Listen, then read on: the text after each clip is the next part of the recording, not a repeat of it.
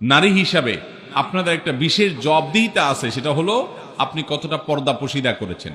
পর্দার এই বিধানটাকে আল্লাহ তাআলা ফরজ করেছেন। সূরা নূর বেশি বেশি করে পড়বেন, সূরা আহজাব বেশি বেশি করে পড়বেন। এই দুই সূরাতে পর্দার বিধানগুলো আল্লাহ তাআলা বিস্তারিত পুঙ্খানুপুঙ্খ আলোচনা করেছেন। আমাদের মা বোনদের জন্য এক্সট্রা একটা ফরজ আছে, যেটা পুরুষদের জন্য নাই। সেটা হলো নিজের সৌন্দর্যকে পরপুরুষের সামনে প্রকাশ করা যাবে না, এটা ঢেকে তাদেরকে চলতে হবে।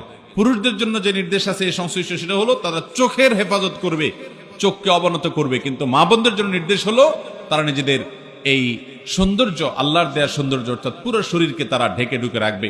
নবী করিম সাল্লাল্লাহু আলাইহি ওয়াসাল্লাম বলেছেন, আলমার আতু আওরা, একজন নারী পুরাটাই হলো আবৃত রাখতে হয় তার নিজেকে। যদি কোনো নারী বাসা থেকে বের হয়, ইস্তাশাফাহা শয়তান, শয়তান তার পিছে লাগে এবং তাকে দিয়ে বহু মানুষকে বিভ্রান্ত করে, ঈমান হরণ করে, তাকওয়া হরণ করে, চোখের গুনাহ করায়, মনের জেনা করায় এবং তাকে হারামের দিকে নিয়ে যায়। এজন্য মা বোনদের কর্তব্য হলো তার কারণে কোনো পরপুরুষ যেন ফিতনায় পতিত না হয়। এবং এই জন্য নবী করিম সাল্লাল্লাহু আলাইহি ওয়াসাল্লাম বলেছেন, কোন নারী যদি সুগন্ধি ব্যবহার করে এবং সুগন্ধি ব্যবহার করে যদি বের হয়, উদ্দেশ্যই হলো যে তার এই সুগন্ধি তিনি যখন রাস্তা চলাফেরা করবেন, আশেপাশে মানুষের নাকে যাবে, পুরুষদের দৃষ্টি আকৃষ্ট হবে, তারা তার দিকে আকৃষ্ট হবে, তাকে নিয়ে কল্পনা জল্পনা করবে।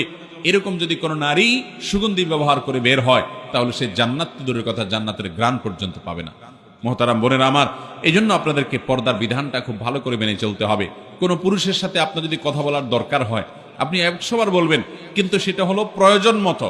অপ্রয়োজনীয় আলাপ করা যাবে না, বেহুদা আলাপ করা যাবে না। কেমন আছেন, কি খাইছেন, অপ্রয়োজনীয় কথা বলবেন না। কোনো দরকার হলো তো আপনি কেনা দোকানদারের কাছে কথা বলতে হলো তো আপনি কথা বলবেন, কিন্তু সেখানে আবার অনেক মা বোনরা আছেন অন্য পুরুষের সাথে কথা বলার সময় কৃত্রিম সুরে কথা বলেন, একটু মিষ্টি সুরে কথা বলেন, একটু কোমল কণ্ঠে কথা বলেন, একটু নিজের কণ্ঠটার ভিতরে বিশেষ মাধুর্যতা এনে কথা বলার চেষ্টা করেন।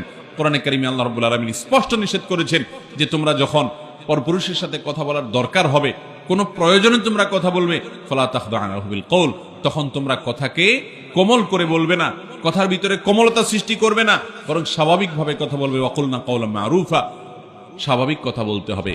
আমাদের বোনরা, মায়েরা অনেকে এই পর্দার বিধানগুলোকে লঙ্ঘন করেন। সোশ্যাল মিডিয়াতে অনেক মেয়েরা আছেন, নিজেদের ছবি, উন্মুক্ত ছবি আপনারা তুলে সেটাকে আপলোড করেন, আপনার স্বামীর সাথে ছবি আপলোড করেন, আপনি নিজের ছবি আপলোড করেন, বান্ধবীরা একসাথে হয়ে আপলোড করেন। আপনি একজন প্রাপ্তবয়স্কা নারী হওয়ার পর, আপনি বয়স্ক বা প্রাপ্তবয়স্ক হওয়ার কাছাকাছি পৌঁছে গেছে আপনার মেয়ে, সেই মেয়ের ছবি তুলে আপনি ফেসবুকে আপলোড করলেন, তাহলে সেক্ষেত্রে আপনাদের ছবি দেখে যত পুরুষ চোখের জেনায় লিপ্ত হবে, তারা সবাই তো তাদের অপরাধ করবেই। আপনারা যারা নিজেদের ছবি আপলোড করেছেন, আপনি শুধুমাত্র এই ছবি আপলোড করে যত মানুষ চোখের জেনা করছে, তাদের সবার সমপরিমাণ গুনাহের ভাগীদার আপনাকে হতে হবে। ঠিক একইভাবে দেখা যাবে এই ছবি আপনি আপলোড করার পর আপনার এখান থেকে কতজন কপি করে নিয়ে গেছে, কত বাজে বাজে জায়গায় ব্যবহার করেছে, কত পুরুষরা সেটা দেখছে, কতজন এটা দেখে আপনাকে নিয়ে মনে মনে জেনা করছে, এর সবগুলোর পাপের ভাগীদার কিন্তু আপনাকে হতে হবে। একজন নারী, মুসলিম নারী, তার সম্ভ্রম, তার ইজ্জত অনেক দামি। তিনি চিন্তা করবেন আমাকে নিয়ে কেউ বাজে চিন্তা করতে পারে, এমন কোন জায়গায় আমি নিজেকে উপস্থাপন করব না।